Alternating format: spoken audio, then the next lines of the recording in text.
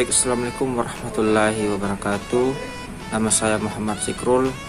Di sini saya akan jelaskan materi kelompok 1 sampai kelompok 6 sebagai tugas pengganti final. Baik, langsung saja. Yang pertama itu materi kelompok 1 yakni produk dan jasa. Nah, di mana produk dan jasa bank syariah ini telah diatur dalam Undang-Undang Nomor 21 Tahun 2008 tentang Perbankan Syariah. Nah, di mana bank syariah itu sendiri merupakan bank yang menjalankan kegiatan usaha berdasarkan prinsip syariat Islam. Nah, adapun produk atau jasa dalam bank syariah, yang pertama itu titipan. Nah, dalam titipan ini ada dua produk, ada wadiah dan ada mudharabah. Nah, wadiah itu sendiri merupakan titipan murni di mana nasabah hanya menitipkan uangnya tanpa dikelola oleh pihak bank syariah. Sedangkan mudharabah itu adalah kebalikannya, di mana nasabah melakukan investasi atau mengelola uang nasabah itu, lalu kemudian keuntungan yang mereka dapatkan itu dibagi dengan kesepakatan dari awal. Nah, kemudian yang kedua, bagi hasil. Adapun produk bagi hasil itu ada dua yang saya pahami, ada mudharabah dan ada musyarakah. Yang pertama itu mudharabah. Nah, di mana mudharabah sendiri ini adalah akad kerjasama, di mana satu ada pihak investor, satunya lagi ada pihak pengelola dana tersebut. Misalnya bank syariah sebagai pemodal, kemudian saya sebagai pengelola modal. Nah, nanti keuntungan dari hasil pengelolaan usaha tersebut nanti saya bagikan keuntungannya itu kepada bank syariah berdasarkan kesepakatan dari awal. Kemudian musyarakah. Nah, musyarakah ini agak berbeda dengan mudharabah, di mana musyarakah ini sama-sama melakukan modal terhadap atau sama-sama menyuntikkan modal terhadap suatu usaha.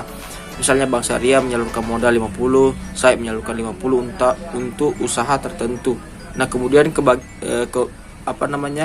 pembagi keuntungannya nanti itu berdasarkan kesepakatan dari awal. Kemudian yang ketiga ada jual beli. Di sini ada 3 produk yang saya pahami. Yang pertama itu murabahah. Nah, murabahah ini merupakan salah satu produk jual beli, di mana bank syariah yang membelikan suatu mobil, kemudian mobil itu dijualkan kepada nasabah yang menginginkan. Baik, yang kedua itu ada bai as-salam, di mana akad ini adalah akad transaksi pesanan, di mana barang itu sudah ada, tinggal dipesan atau biasa kita sebut dengan pre-order. Nah, kemudian pembayarannya itu harus dilakukan di awal secara penuh, berbeda dengan istisna, di mana istisna sendiri itu barangnya belum jadi. Nah, setelah kita pesan, barangnya itu akan dibuatkan sesuai dengan permintaan kita, kemudian pembayarannya itu dilakukan di belakangan, seperti itu. Kemudian produk yang keempat yaitu jasa. Jasa ini ada 2 produknya lagi. Yang pertama ada ran. Ran itu adalah gadai yang berdasarkan prinsip syariat Islam. Kemudian yang kedua al-qard, di mana al-qard ini adalah akad sewa menyewa berdasarkan prinsip syariat Islam, yakni strategi promosi. Menurut saya strategi promosi itu merupakan salah satu aktivitas komunikasi pemasaran untuk merangsang otak calon konsumen, dalam hal ini untuk membeli produk yang kita promosikan, seperti itu. Kemudian ada faktor-faktor yang mempengaruhi bauran promosi. Yang pertama itu ada advertensi, merupakan suatu bentuk penyajian dan promosi dari gagasan, barang atau jasa yang dibiayai oleh sponsor tertentu. Kemudian personal selling. Nah, personal selling sendiri ini adalah salah satu teknik pemasaran, di mana perusahaan itu atau karyawan perusahaan itu melakukan promosi secara face to face kepada calon pelanggannya. Kemudian yang ketiga, promosi penjualan. Nah, teknik ini biasanya digunakan di tempat umum seperti acara pameran, demonstrasi, pertunjukan dan sebagainya. Kemudian ada namanya publisitas. Nah, merupakan cara perusahaan untuk merangsang permintaan dari suatu produk secara non personal dengan membuat baik secara media cetak maupun non cetak. Kalau sekarang yang trending itu kita gunakan media sosial sebagai platform dalam mempublisitas produk yang kita jualkan, seperti itu. Kemudian ada faktor-faktor yang mempengaruhi promosi. Yang pertama itu faktor produk, di mana faktor produk ini lebih kepada teknik kita dalam menggunakan strategi promosi, ya, dimana kalau kita ingin mempromosikan produk suatu wilayah, kita harus cari tahu dulu apakah strategi yang cocok untuk memasarkan produk kita ini. Misalnya kita gunakan teknik personal selling atau secara langsung, artinya adanya interaksi antara karyawan dengan calon pembeli, seperti itu. Kemudian faktor pasar sendiri ini lebih kepada teknik dalam promosi penjualan. Misalnya dalam konteks nasional itu mungkin bagusnya kita cuma menggunakan media internet dan media televisi. Seandainya pemasaran kita lakukan itu di kancah internasional, itu bagusnya kita gunakan media publisitas, kita promosikan produk kita itu melalui sosial media ataupun secara iklan bisa. Nah, kemudian faktor pelanggan ini sendiri lebih kepada cara calon pembeli itu menangkap atau ingin membeli produk kita. Maksudnya seperti ini, kalau pelanggannya itu berada di desa terpencil, maka metode yang kita gunakan itu bagusnya metode personal selling, karena kita bisa berinteraksi langsung kepada calon pembeli dengan memperkenalkan produk kita secara langsung pula. Karena masyarakat terpencil itu mereka lebih condong ingin membeli sesuatu atas apa yang mereka lihat secara langsung, karena mereka juga agak enggan membeli suatu barang kalau hanya dia lihat secara online begitu. Jadi bagusnya kita gunakan metode secara langsung, seperti itu. Periklanan bank syariah. Yang pertama itu pengaruh iklan terhadap minat masyarakat. Nah, periklanan diartikan sebagai produk prestasi non operasional yang dibayar oleh sponsor untuk mempresentasikan gagasan atau promosi dari barang atau jasa tertentu. Nah, iklan bank dapat mempengaruhi minat masyarakat untuk bertransaksi di bank syariah. Nah, kemudian iklan juga yang diberikan oleh Bank Syariah Indonesia kepada masyarakat telah sesuai dengan perspektif ekonomi Islam, karena informasi yang diberikan sudah cukup jelas ya mengenai produk yang diberikan oleh bank syariah. Nah, contoh produknya itu sudah saya jelaskan di materi kelompok 1 mengenai produk atau jasa di bank syariah itu sendiri. Nah, kemudian tujuan penggunaan iklan. Nah, yang pertama itu untuk memberitahu tentang segala sesuatu yang berkaitan dengan produk barang atau jasa yang dimiliki oleh bank itu sendiri. Kemudian untuk mengingatkan kembali pada nasabah tentang keberadaan atau keunggulan jasa dari bank yang ditawarkan. Kemudian yang ketiga, untuk menarik perhatian dan minat para nasabah baru dengan harapan agar memperoleh daya tarik dari para calon nasabah. Nah, kemudian manfaat penggunaan iklan itu yang pertama, iklan tentang perusahaan atau produk juga bermanfaat sebagai pembuka pintu calon pembeli bagi sales eksekutif. Kemudian kedua, calon pembeli yang telah mengenal nama perusahaan atau merek produk, radio, surat kabar, majalah, pameran atau cara lainnya biasanya lebih antusias dan relatif menerima kunjungan dari sales eksekutif. Kemudian yang terakhir itu karena calon pembeli sudah mengenal nama perusahaan atau merek produk, sales eksekutif dapat menghemat waktu mengenalkan diri, perusahaan atau produknya dan lokasi bank. Nah, yang pertama itu kantor bank. Dalam suatu bank terdapat berbagai jenis tingkatan kantor bank. Nah, jenis tingkatan ini ditujukan dari volume kegiatan, kelengkapan jasa yang ditawarkan, wewenang mengambil keputusan, serta jangkauan wilayah operasinya. Untuk menentukan tingkatan atau jenis-jenis kantor bank dapat dilihat dari luasnya kegiatan jasa bank yang ditawarkan dalam suatu cabang bank. Nah, adapun jenis tingkatan bank itu yang pertama kantor pusat, di mana kantor pusat ini merupakan kantor di mana semua kegiatan perencanaan sampai kepada pengawasan terdapat di kantor ini. Kalau bisa kita analogikan bahwa kantor pusat ini sebagai otaknya, sedangkan jenis lainnya itu seperti cabang itu merupakan tubuh dari atau organ dari tubuh kita, seperti itu. Kemudian kantor wilayah. Nah, kantor wilayah biasanya berdiri di ibu kota provinsi. Tugas kantor wilayah adalah untuk melakukan koordinasi dengan kantor-kantor cabang yang berada dalam wilayah binaannya. Hal ini bertujuan untuk memudahkan koordinasi antar cabang dalam wilayah tersebut. Jadi bisa kita simpulkan kalau kantor wilayah itu dia cakupannya di ibu kota provinsi. Nah, kemudian kantor cabang penuh atau utama. Kantor cabang penuh merupakan salah satu kantor cabang yang memberikan jasa bank paling lengkap.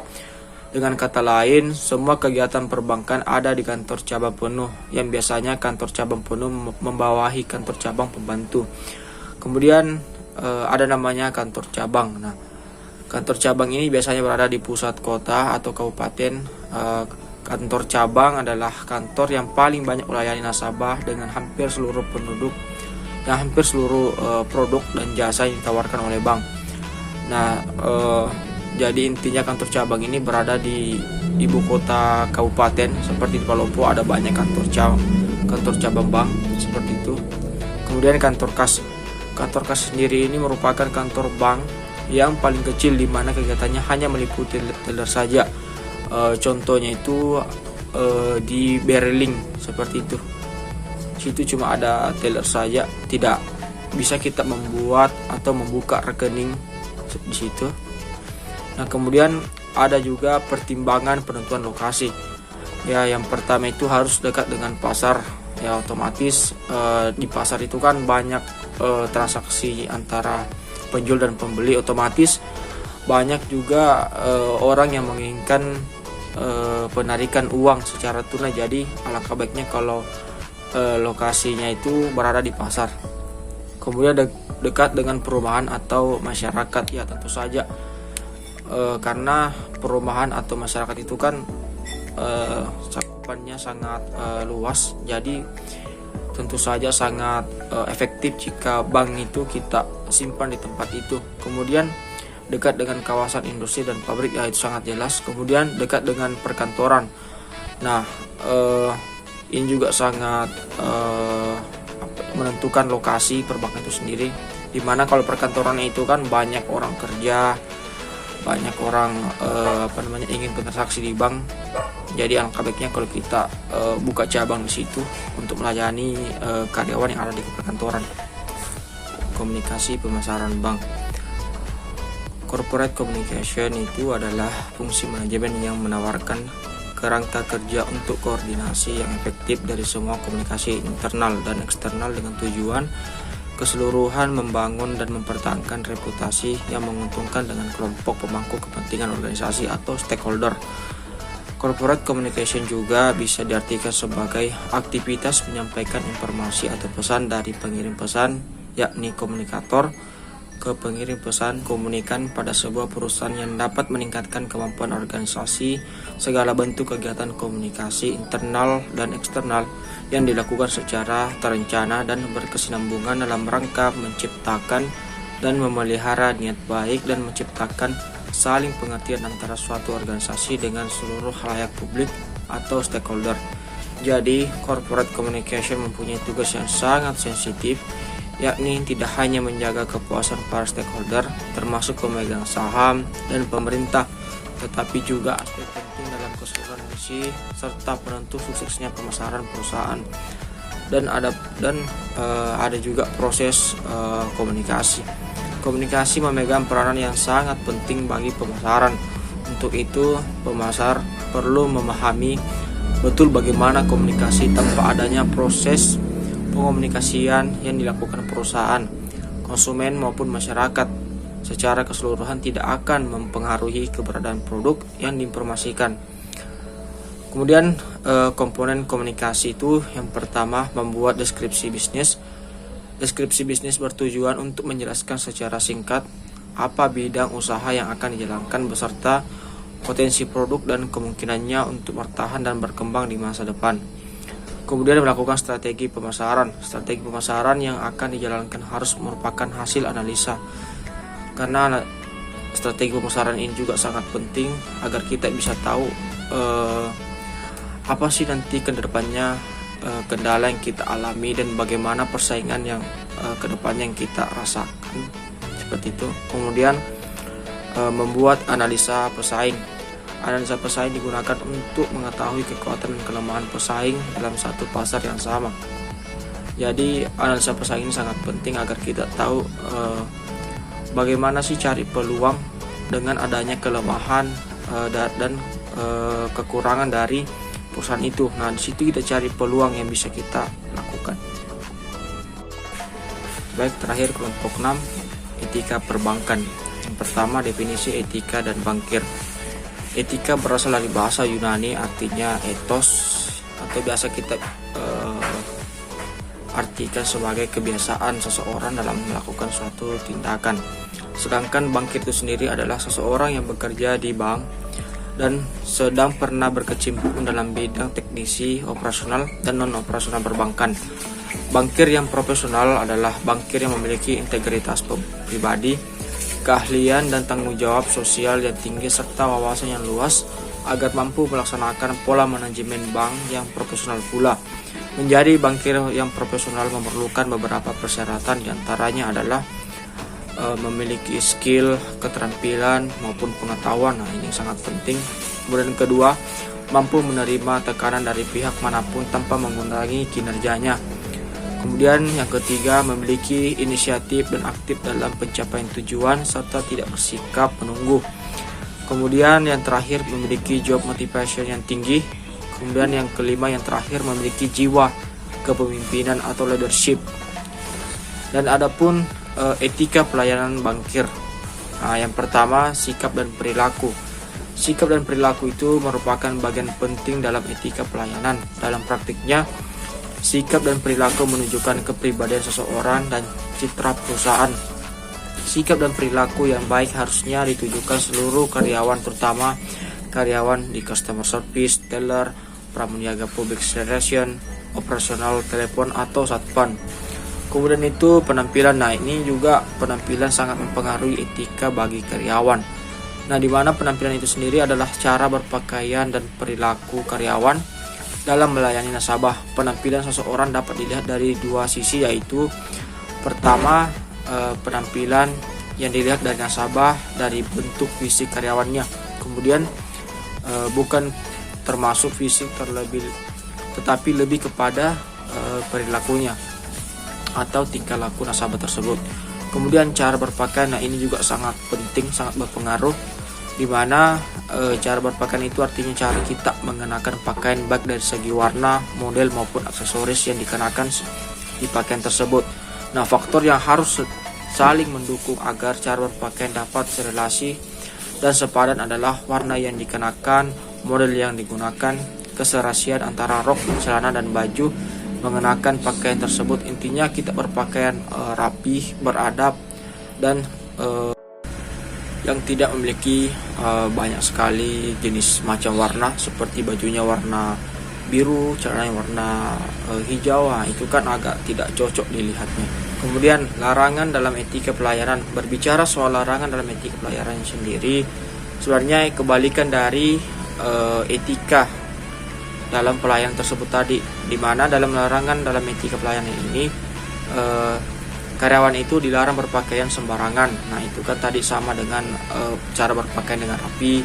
Kemudian yang kedua, dilarang melayani nasabah atau tamu sambil makan. Nah, ini nggak sopan juga kalau kita melayani nasabah sambil makan. Kemudian dilarang melayani nasabah atau tamu sambil mengobrol atau bercanda. Nah, kemudian yang keempat, dilarang menempatkan wajah yang tidak menyenangkan. Nah, dalam melayani nasabah itu kita harus mengekspresikan wajah yang murah senyum, sehingga nasabah juga itu merasa nyaman dengan kita. Kemudian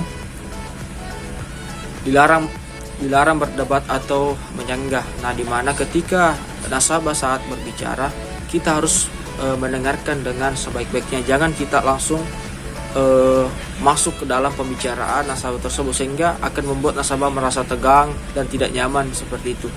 Nah, kemudian kita juga sebagai karyawan dilarang meninggalkan nasabah tanpa memberitahukan sebelumnya, seperti itu. Nah, kemudian sikap dalam melayani pelanggan atau nasabah. Pertama, beri kesempatan nasabah dalam berbicara. Kedua, dengarkan baik-baik ya, sudah sangat jelas. Ketiga, jangan mencela pembicaraan seperti tadi yang saya sampaikan. Kemudian ajukan pertanyaan setelah nasabah selesai bicara. Jadi jika nasabah sudah berbicara, kita ajukan pertanyaan kepada nasabah sehingga adanya interaksi yang nyaman terhadap karyawan dengan juga nasabah. Kemudian jangan marah dan jangan mudah tersinggung. Nah, ini sangat penting. Jadi seorang karyawan itu jangan mudah tersinggung karena tidak semua juga nasabah itu cara berbicaranya itu lemah lembut. Mungkin sebagian ada yang ngelotot kalau bicara, jadi kita sebagai karyawan jangan mudah tersinggung. Kemudian yang terakhir itu jangan mendebat nasabah.